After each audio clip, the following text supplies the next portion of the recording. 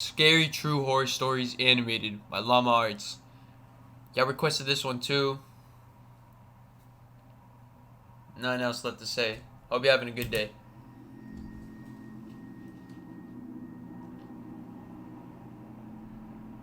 I'm 27 years old. I live alone in a rural town in Virginia, about 2 blocks away from my parents. My parents are both in their 60s, and my mom has become a very worrisome woman in her old age. Sometimes she walks over uninvited and lets herself in, since I had regrettably given her a key, which can get a bit annoying. Like if I would be out really late on weekends at a bar or with women, I would sometimes come home to my mom sitting in the living room waiting, worried sick. I know you may just think, oh my god, that's crazy, why not just put your foot down and tell her to stop? Well, because you don't know my mom. It's very... I thought he was gonna bring a bitch over. And then she was just gonna be like, just sitting there. Imagine bringing a chick over and then it's your mom. Like you and your, like 20 something, paying your own rent. And your mom just there. The fuck? Or dude, I don't know, you do you, man. I don't. Very hard to describe her, but she's the kind of worrisome, innocent little lady that you just can't bring yourself to go against. And I hate to mention, she also has mild dementia. Anyway, this was Saturday night. I think it was around 2 in the morning. I was at a nearby club with a group of college friends, really the only place to hang out in this boring town, and I was getting ready to head home. I said goodbye to all my friends and walked the 3 blocks it took to get back to my house.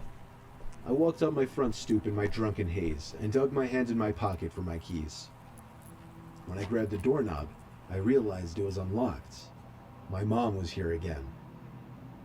I quietly opened and shut the front door, locking it behind me. I put my keys on the kitchen counter and found a note written in my mom's handwriting saying, "You forgot this at our house, next to the box of half-eaten cake my parents didn't want." I didn't see my mom anywhere, so I assumed she must have gone upstairs to sleep in the guest bed until I got back, which is something she would commonly do as well. Then I heard footsteps upstairs, confirming it, and that's when I sighed once again. 27 years old, almost 3 in the morning, and she still has to wait up and treat me like a child. I ran upstairs to check the guest bed, empty, along with all the bathrooms. I was afraid Mom was having one of her episodes due to her condition, so I ran to the phone to call my dad. After 4 rings, my dad picked up in a groggy voice, asking what the hell is the matter.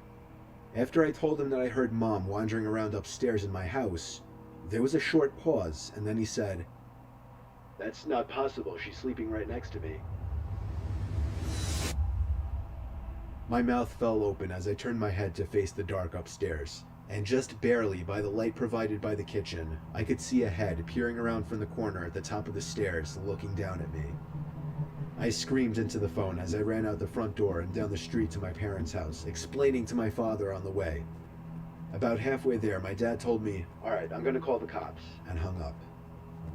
I made it to my parents' halfway house, there? my mom Bro, was on waiting site. at the door, worried sick. My mom explained that she did come over to clean my kitchen a little bit and to bring over the cake they didn't want. 2 police cars pulled up in front of my parents' house, where they escorted me and my dad down the street to my house.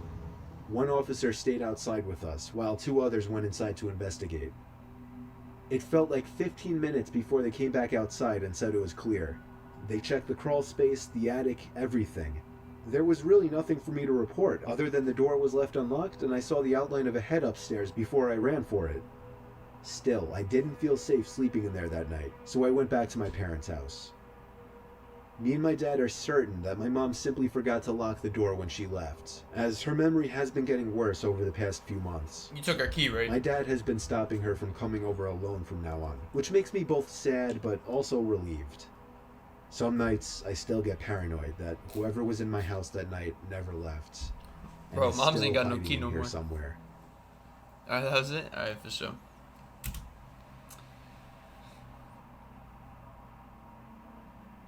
Bro, I feel like this angle's cheeks, huh?